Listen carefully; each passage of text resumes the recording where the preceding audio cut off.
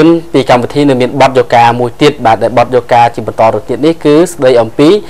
ការតែមានការវិនិយោគមានតែការវិនិយោគទៅលើធនធានមនុស្សទេទើបមានការអភិវឌ្ឍដែលប្រកបទៅដោយចីរភាពបាទសូមអញ្ជើញតាមដានទស្សនានៅបទយោការនេះដូចតទៅបាទ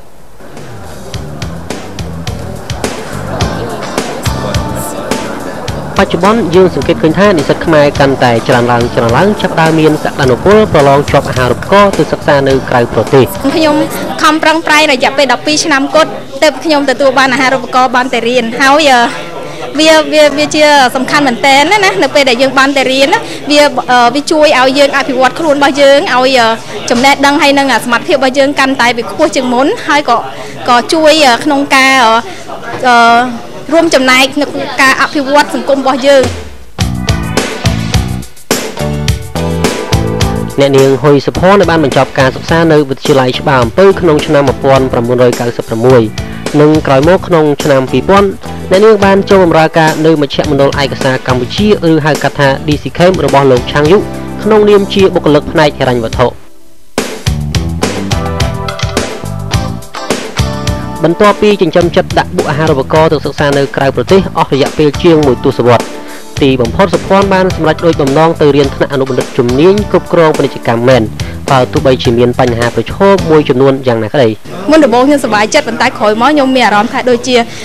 មិនសប្បាយចិត្តទៅវិញព្រោះខ្ញុំគិតថាវាមាន barrier ខ្លាំងសម្រាប់ខ្ញុំពីព្រោះខ្ញុំជាស្ត្រីដែលរៀបការហើយក៏មានកូនដែរហើយប៉ុន្តែវាសំណាងល្អដោយសារក្រុមគ្រួសារខ្ញុំជាពិសេសស្វាមីខ្ញុំគាត់មានការលើកទឹកចិត្តឲ្យខ្ញុំក្នុងការបន្តការសិក្សាទៅទៀត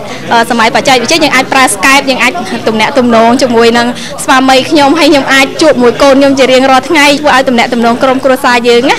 នៅតែបន្តបានល្អជាចុងក្រោយខ្ញុំសូមផ្ដាំផ្ញើទៅបងប្អូននិស្សិតទាំងអស់បើសិនជាគាត់ពីមុនមកគាត់ធ្លាប់ទទួលបរាជ័យឬក៏គាត់បន្តបានដាក់ទេសូមឲ្យគាត់ព្យាយាមតស៊ូអត់ធ្មត់គង់ថ្ងៃណាមួយបានសម្រេចដូចជាខ្ញុំជាដើមនិស្សិតមួយចំនួនដាក់ពាក្យតែម្ដងក៏មានឱកាសជាប់អាហារូបករណ៍ទៅសិក្សានៅបរទេសខណៈដែលនិស្សិតខ្លះធ្លាក់ជាបន្តរាប់ភ្លេចតើនេះបណ្ដាលមកពីមូលហេតុអ្វីសាលាបានត្រូវខ្ញុំឲ្យ apply ទៅបារាំងឲ្យជាប់បានតាមតាំងឯគេបានប្រាប់ហេតុផលគេគ្រាន់តែប្រាប់គេគ្រាន់តែ email មកប្រាប់ថាខ្ញុំអាចជា candidate របស់ EFL ចាបើសិនជាឆ្នាំនេះខ្ញុំអាចរៀនបានលទ្ធផលល្អសាលានឹងឲ្យដាក់ម្ដងទៀត